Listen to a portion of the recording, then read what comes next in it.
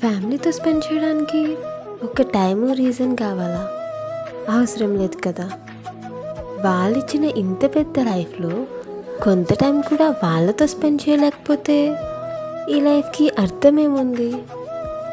ఏంటి, work స్ట్రెస్సా, busy లైఫా? ఎన్నున్నా 24 అవర్స్లో ఒక్క 5 minutes పేరెంట్స్తో మాట్లాడదామా?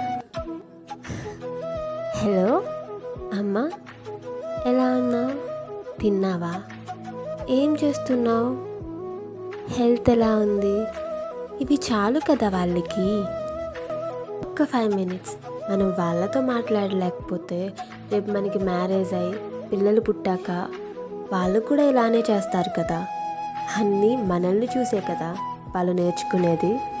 అప్పుడు తెలుస్తుంది మనకి, మనం పట్టించుకోకపోతే మన పేరెంట్స్ ఎంత బాధ